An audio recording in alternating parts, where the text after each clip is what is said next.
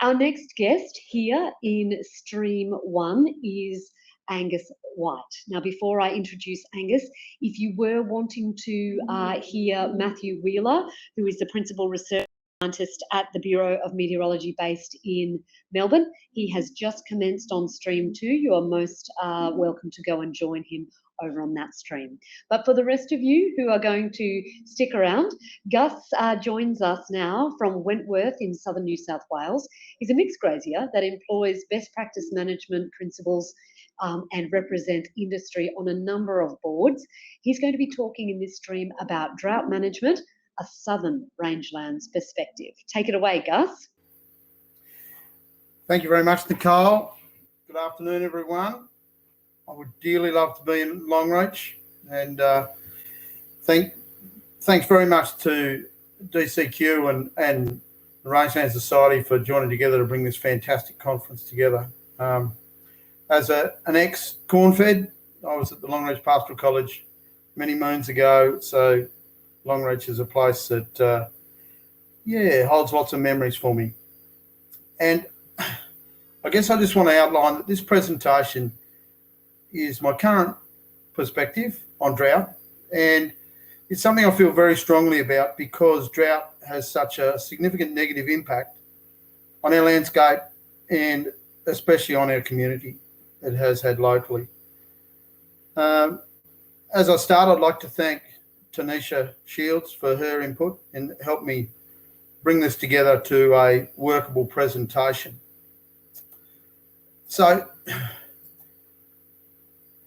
the gist of my presentation is that the conservative set stocking, which is considered the, best practice, has been and is a culture that exists amongst most of the rangeland, is the best way to manage our livestock. I contend that's not accurate. So up on your screen there should be the pros and cons of set stocking. And I'm not going to go through every one because I'm sure everyone here can read very well.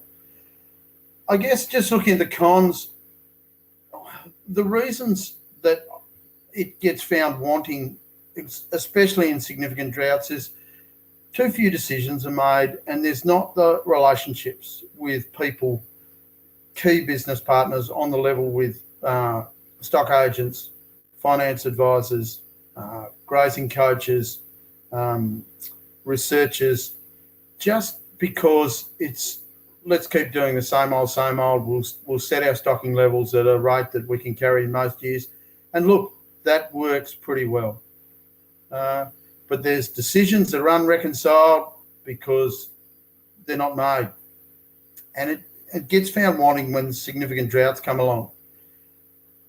And you'll see there that I've got both a for and against with a strong livestock identity connection. That works both ways. I've got it down as a con because it's not balanced off with a strong landscape connectivity and it gets too much focus on the livestock. This is a variable climate we operate in. So this is our rolling rainfall. As you can see, since 01, it's up and down, spends a long time under the average line, and then at times boosts over. You'll see our peak in 2011 there was 730 mils in the 12 months on an average of 260 mils. And our low point was the end of January 2020 of 63 mils. As you can see, that low point came after a trend of sort of 3 years of very low rainfall. So it hit us really hard. And that was the toughest time we've had since we've been at Wyndham. So with droughts, I reckon these are the questions that you need to be asking. So obviously we don't fight Mother Nature. We don't go into battle. This isn't a war. This isn't anything. This is the cards we're dealt. So you look at the first couple of dot points. This is how long's the rope. You really don't know. The next 4 dot points about understanding what are critical components I need to protect, what are my core values, and what skills and resources that we have. I skipped over this, how can I make sure the next generation will continue? Our son at the moment is 18. It's important to us. I know it's not important to everyone. I do feel exceptionally strongly as a parent that we set examples for the next generation. So it's so critically important that we set good examples so they can continue in our wonderful environment we operate in. So those questions are key. If we look at our options to reduce pasture commitments in a drought, obviously we can sell, we can feed, we can adjust. Then the last couple of ones that certainly some landholders have used, they've leased their flock or herd, which is a pretty reasonable option to maintain your genetics, or they've even purchased more land with feed on it in another property. The second dot point, feed, is unfortunately overutilised because that's what happens if you don't make a decision. You might reach a stage where stock are no longer fit to load, they can't be sold, and so you've got no option but to feed them. And that's extremely expensive. It uses a lot of resources, a lot of time, and doesn't always result in a good outcome. And that's what causes enormous stress and angst. Families that have oversold their time, and there may well be the next generation that are saying, I never want to go farming because I've just spent the last 2 years being bundled in a car, feeding stock all around the paddock, and I hate it. That in itself is a real shame. So this is about setting examples, dealing with these tough situations well. It sets a good example for our next generation. This is the only way I know how to make it rain, is to see the taillights of a livestock truck, is to sell. This is what we use. We know that if we sell down early, we make clear decisions early, we can hang on to our core breeding stock, which is what we want to do, and we don't jeopardise our core stock. But we need to make clear decisions early, and they need to be made very, very timely. So if you want to bring rain, if there's no good sitting around saying, bloody hell, it won't rain, Mother Nature's an old bitch, get on the phone, ring your agent, get a truck, sell some stock. So for those people who don't know where I live, this dot is where Wyndham is, a couple of thousand k's south of Longreach, still in the heart of the Rangelands, and an area that I love and am very passionate about. I'm not sure whether I'm far enough away from Sydney or too far. That varies from time to time. But we're in the far southwest corner of New South Wales, on the Anna Branch River. This is how we roll at Wyndham. So we look to match our current capacity with our stocking rate in a variable climate. So that's where we use our rolling rainfall. We understand how many stock we've got on. We use a grazing chart. We use the system on mire grazing to help us to make sure we're matching our stocking rate. And we also use Grazing Coach as someone to look over our shoulder and ask us questions. We're conscious we operate a grass business. No grass is pretty simple. We've got no business. So we really have to focus on looking after our grass. This state of mind is really, really paramount. If you don't look after yourself through a drought, right when your business needs you, you're going to make SH1 Trevor decisions and your business is going to pay tax big time. Not okay. So you've really got to look after yourself. And obviously the next most valuable is our land. And we view that livestock help manage our land and pay our bills and make money, because it's important you make money. Now, this might seem a bit counterintuitive about not having a drought plan. This is about management. We need to have good connectivity with our livestock, with our land, with our people, and retain that connectivity. And good modes of monitoring.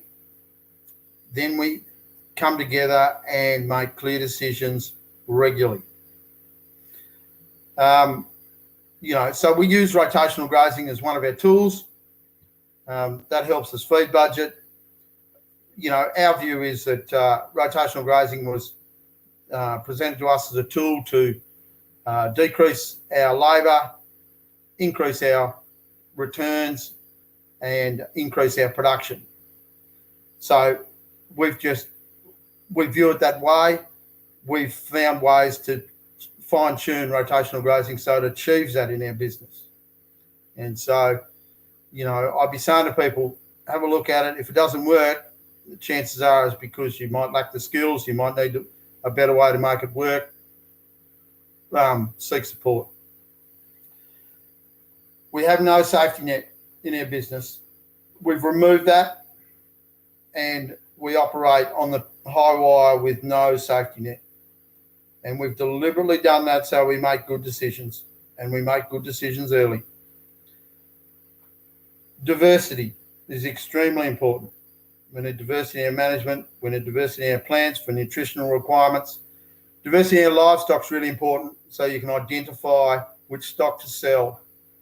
So we need diversity, and we encourage it, we promote it, and we look to incorporate as much diversity as possible.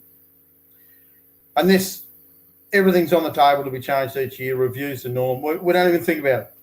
This is what's done. So there's no, oh shit, we're going to change. No, we change constantly.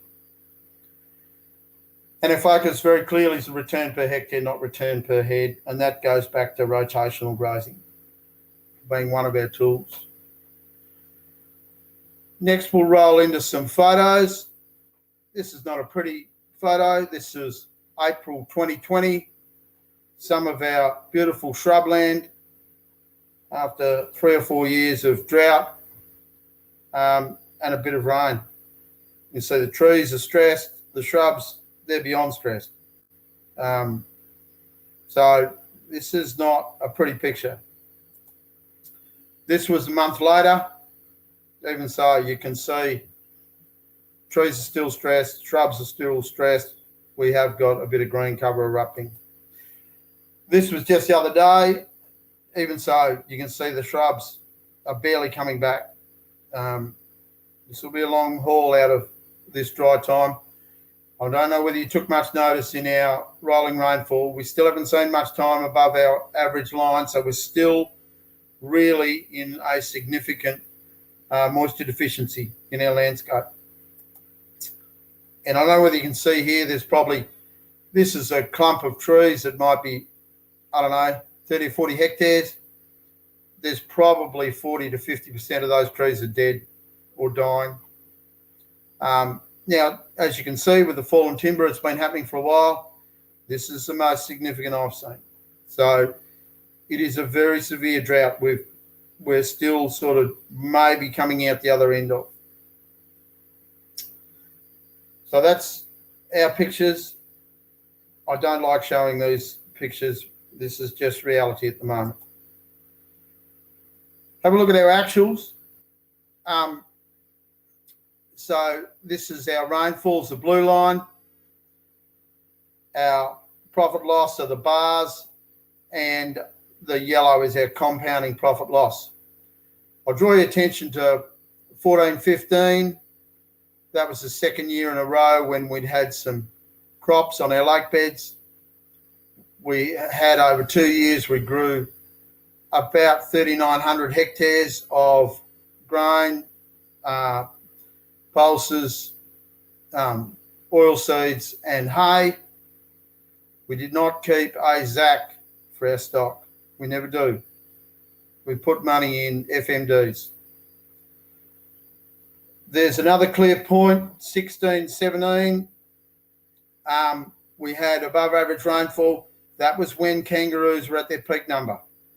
That cost us probably a couple of $100,000 that year by kangaroos being such high numbers.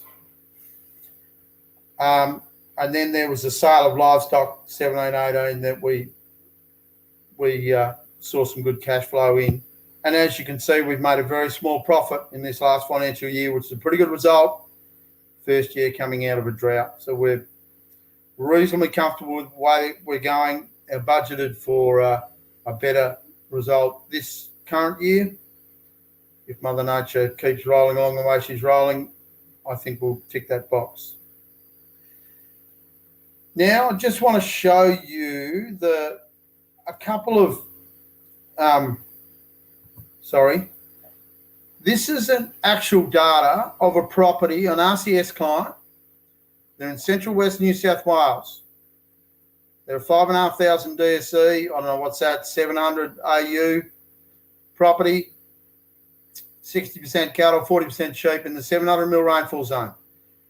This is following their grazing chart, making clear decisions. They matched their stocking rate to their carrying capacity, so they didn't need to feed. They'd feed pretty close by. And they sold at $1,200 a head for their cows and purchased back at $3,300. They still made a profit. And a good profit. And they made a profit most of the way along. They made 1 year as a loss. They're back in business. Next, this person looked at their actuals and said, well, in the past, I reckon I would have dealt with this season or this period this way. This is the way I would have done in the past. And this is the way lots of people in my area managed it. So they fed. And they fed because they thought it was going to be only a short-term drought. And they fed and they fed. And they kept costing them rather than making clear decisions. So I'm not saying feeding's bad. I'm saying not making clear decision is bad. Let's be really clear there. The difference is in the order of almost $900,000 at the end of this 5-year period. That's, whilst it may not be significant for most of the researchers that are on big money, for a farmer, it is significant for me.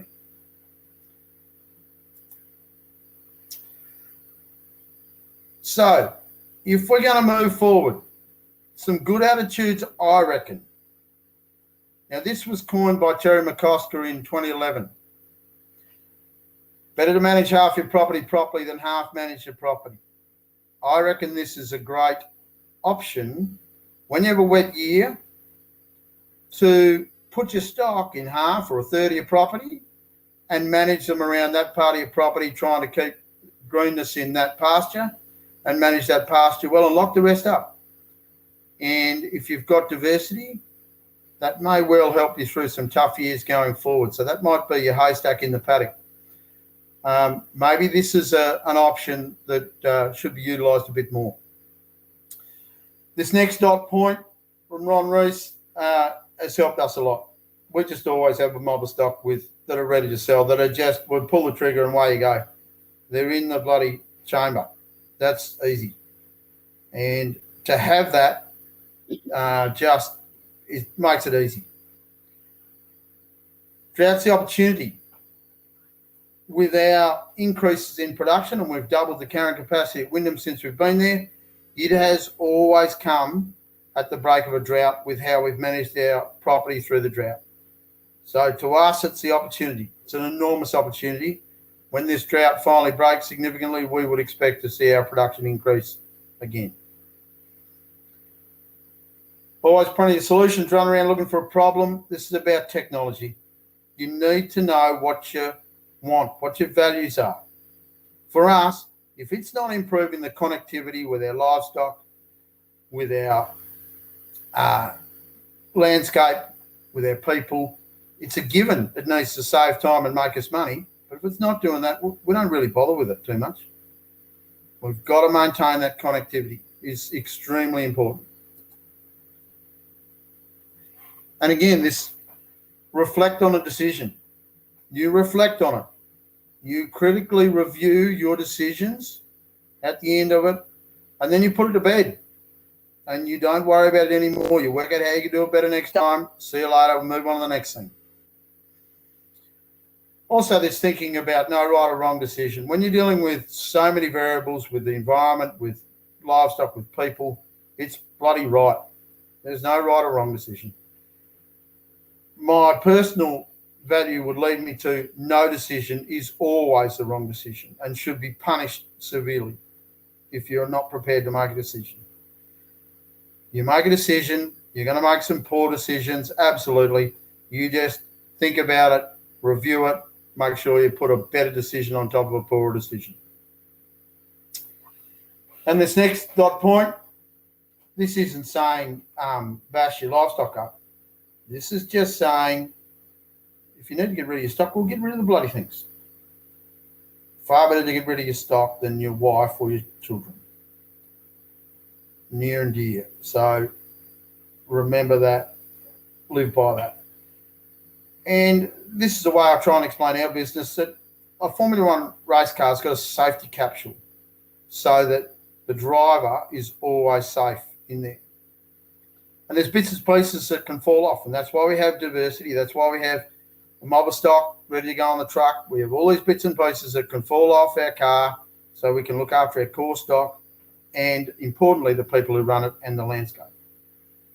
So this sets your business up like a Formula One racing car. Just make sure you can lose lots of bits and pieces around the edges. So the way forward, I reckon, and key to this, and we heard this at the start from Ross, you know, this carbon and ecosystem services accounting for the rangelands is critically important and leads on to the next dot point. We need to make sure our good land managers are rewarded, and not rewarded through capital gains, rewarded through income. So that good land managers that make good decisions on their land, that look after their landscape well, that can run a good livestock or other business there, they get well rewarded and need to be. And this clear education pathway for our future managers. We need to be encouraging through more income, better managers, but we need to have education pathways.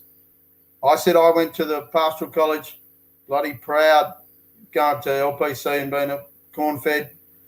90% of what I know now had its foundation at Longreach. Any 14 or 15-year-old kid that went up to a school and said, I want to be a manager of an extensive grazing business, pastoral business, most career advisors would have no idea what they do. This education pathway is hindering our adoption and our change in our rangelands, and it needs to be addressed. This will reduce gambling in farming, blackjack. For those people who know me, I play polo, spent a bit of time up at Elliston, and so Kerry Packer used to play a lot of blackjack. Very simple strategy. Sit on 15, i.e. conservative use of your resources. Don't get drunk. I read that as keep your eye on the ball. Never, ever think you've got this. You always, always, always monitor. And if you bet against a trend, you're an idiot. That's when I look at that trend in the rising rainfall. At the moment, we're being told we're going to have a wetter than normal spring, summer, when current trend is sitting on average rainfall. I'm not betting against that trend. I'm staying with that trend.